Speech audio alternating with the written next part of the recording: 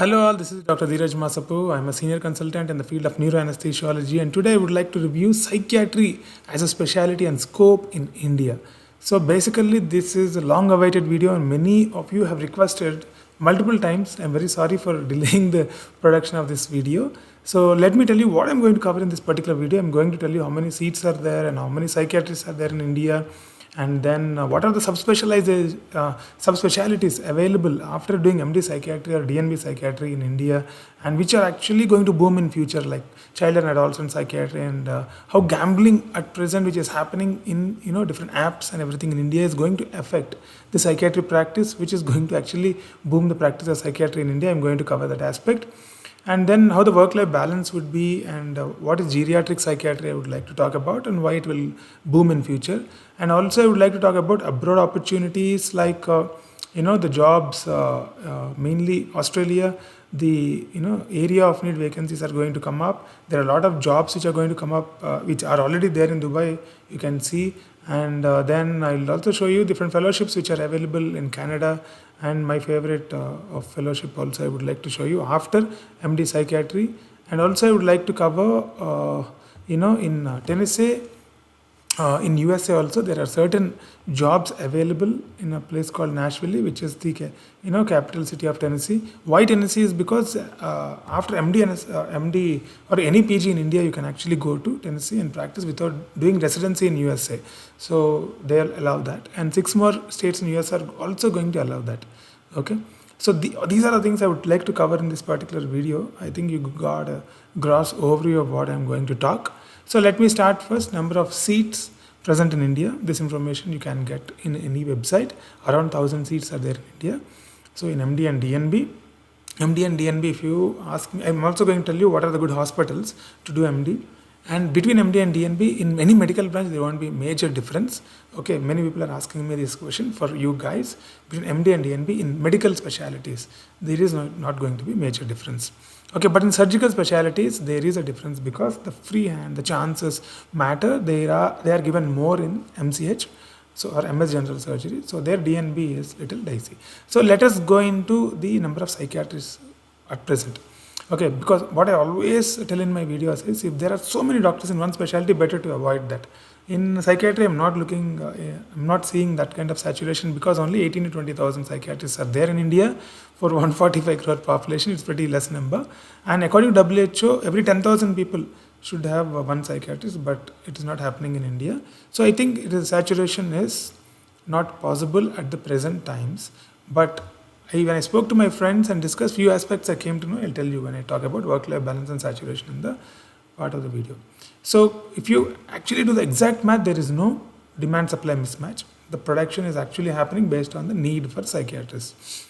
So let me cover the most interesting part. There is a subspecialization. Now, if you do MD psychiatry and if you tell that, I want to settle in a city like Bangalore or Delhi, I don't think it would be enough.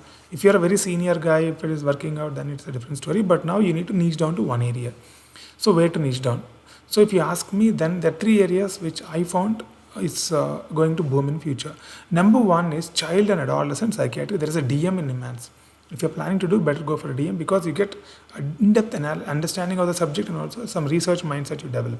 So child and adolescent psychiatry will witness a significant growth in India, because a lot of children I'm seeing now with autism and developmental delays and cell phone addiction, and so many problems are happening, and they're going to increase in future. And the parents actually don't have time now, because both the parents are busy working, right? So children will have more and more problems in future, and then child and adolescent psychiatry will boom in future. Okay, so please mark my words. If you want to niche down, this is the first area you need to niche down. Okay, the second area is addiction medicine. But addiction medicine, when I talk about it, is about drugs, alcohol, smoking, and any kind. A lot of addictions are there, but there is a new addiction which is going to come out in future. That is the gambling. So gambling has been there since ages, but the thing is now the modern gambling is through app. There are so many gambling apps, cricket, what is that? So there's so many gambling apps are there. And people in tier 2, tier 3 cities, even villages, people are addicted to gambling. Okay, they're playing in their apps all the time, and they aren't able to control the addiction, and they're actually paying thousands and thousands and even lakhs of rupees for these gambling applications, and they all require serious de-addiction. And de-addiction, if you start doing for those guys, then there are millions of people actually. So a lot of scope is there if you practice addiction medicine, and there is a DM in addiction medicine in NIMHANS.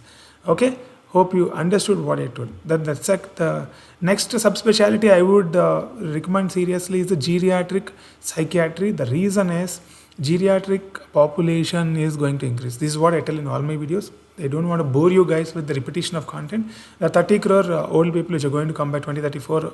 And the most important thing that you need to understand is most of the modern families will have very busy children who will not have time to take care of the parents. So parents might require daycare, like how you keep your children now. So you might have to keep your parents in a daycare facility, which is actually called a senior citizen facility, which will become very common in future, and a very common in the sense people will accept it very normally in future, and they'll start going there because they will have dementia and all those problems. They need attention during that part of time till the kids come back from the offices. So these senior citizen facilities can be set up by geriatric psychiatrists or geriatric medicine specialists.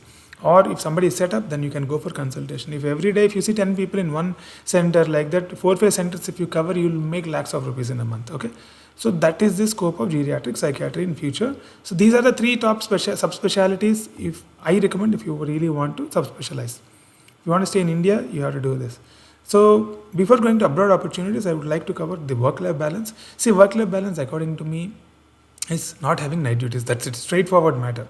So it's not about 12 hour, 10 hour, 8 hour. There is no point in discussing like that. Some people work for 8 hours, 10 hours, or 11 hours, or something like that. But in night, if you have to get up and go to hospital, that's a very irritating thing. And or if you have to do night shifts and all that, then your work-life balance would be disturbed. So what I really feel is psychiatry is a specialty where even though you'll have a mind-bending understanding of people you have to do, and it will be a little emotionally taxing, I can understand, but when you don't have to get up in the night, that's a beauty. So it fits in the work-life balance category according to me.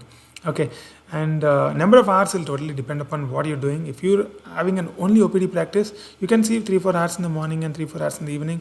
Or one of my friend is actually working in a medical college, and then evening he will have his OPD. So he might end up working for 11 to 12 hours in a day, but other person might work less. It all depends on what your hunger level is, what's your drive, and what is your ambition. But per se, the branch or specialty is not going to push you for doing night duties in the night. So it is a pretty good work-life balance. And then coming to OPD, you can set up your OPD. That will be the main money-making machine in the psychiatry. So once you start your OPD, it will take 3 to 4 years, it seems, when I ask my friends. Initially, it's very tough because directly patients wouldn't come to you. They need to be referred by clinicians. But in tier 2, tier 3 cities, what is happening is the clinicians only will try to manage by using some psychiatry medications of their own. But that's not a good practice, guys. If you're my subscriber, please refer to psychiatrists and don't try to treat. Because there is a specialized person who wants to deal that, who wants to grow the specialty. Let him grow. Why do you want to eat their practice? Better to refer to them. Okay, so that in tier 1 though, there is no issue. Psychiatry patient would be directed directly to psychiatrist. But in tier 2 and tier 3, there is another problem, social stigma. Nobody wants to label themselves as a psychiatry patient. So people are very much fine even if they have a gastro problem, brain problem, even brain tumor. But to label ourselves as a psychiatry patient, even now there is a stigma, it seems. When I spoke to my friends, it is decreasing, but still it is there in India. But in cities, I don't see any stigma. People are pretty much open to tell they have depression, or they have some kind of anxiety, or they have a schizophrenia and all those things they wouldn't tell, but simple things they are okay to openly talk in front. At least to go to a doctor, they are very much fine. So this is another issue, it seems, that psychiatrists will have. So coming to finances, when I spoke to my friends, who are not entrepreneurial, if they are doing jobs, what they say is around 2 to 3 lakhs you can earn. If you think about major money, then in India it is very difficult, it seems. You might have to see around 20 to 30 patients in a day if you want to make 5 to 6 lakhs in a month. But for 2 to 3 lakhs, around 8 to 12 patients in a day, if you see, it is enough, it seems. And if you want to see more patients and earn money, then the quality will suffer is what they feel. So if you're seeing 40 to 50 patients of psychiatry, it's not like medicine, right? You have to sit and counsel the patient. Then what they feel is for money's sake, if you keep seeing more people, then the quality will decrease, and over a period of time you'll again fail. So they recommend that around 2 to 3 lakhs you can earn by looking at 10 to 12 patients. Most of them are like 5 to 6 years into the practice. But first 2 to 3 years, it was pretty tough, it seems, because nobody was directly coming to them. They have been referred, and over a period of time, they built the practice in India. So make sure that you actually spend some time in an area or a clinic and stay for 2 or 3 years, then it will click. That is what they told me. And if you want to go want to make more money, you have to go abroad. So when you're talking about abroad, before going the abroad thing, top institutions in India are NIMHANS, IHBAS, WIMHANS, Central Institute of Psychiatry in Ranchi, Institute of Mental Health Agra, and then Institute of Psychiatry Human Behavior Bhubaneswar, Topiwala National Medical College, CMC Vellore, and AIMS New Delhi. These are the best institutes for MD. So let me show you the abroad opportunities now. Let me first start with the area of need vacancies. So in Australia, in certain areas, there are no enough doctors. So they release something called as area of need vacancies. I have done a video like this in my channel. You can see easy way to go to Australia or something is a thumbnail. So you can see that. So a lot of diagnostic radiology vacancies are there in different areas. You just have to mail these guys and they will reply to you. And see, in this, psychiatry also is there. Apart from radiation oncology and pediatrics, psychiatry, 2 centers are there. The lawn surgery, Maitland, you have to contact this particular guy and you might get a job. But the thing is, you need to have 4 to 5 years of experience and some publications, and they call it comparability. You have to get at least partial comparability if you want to get this job. It's not easy. And then in Dubai also a lot of vacancies are there. You can see in Dubai psychiatrist, consultant psychiatrist, specialist doctor. All these are updated 2 days ago, 3 days ago. So a lot of centers are there in Dubai where they need psychiatrists.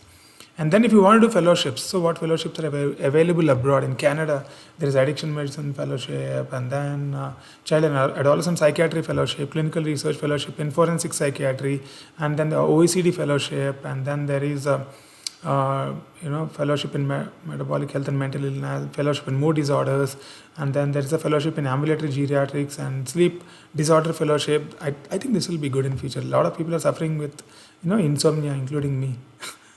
So, and then this is a sleep disorder medical fellowship in Toronto. It is like 1 year clinical fellowship. You will be eligible to apply for this. And July 1st is the annual training. Stipend is like 65,000 Canadian dollars per year. I think it's pretty more than many consultants' salaries in India. So think about these kind of fellowships. And then not only this, in abroad, in Nashville. Nashville is the capital of Tennessee, where in Tennessee, I already told you, you can directly go there and practice with MLE, no need of residency. A lot of vacancies are there: addiction psychiatry physician and psychiatry associate program director, advanced nurse in psychiatry, advanced administrative assistant, senior psychiatry, psychiatrist.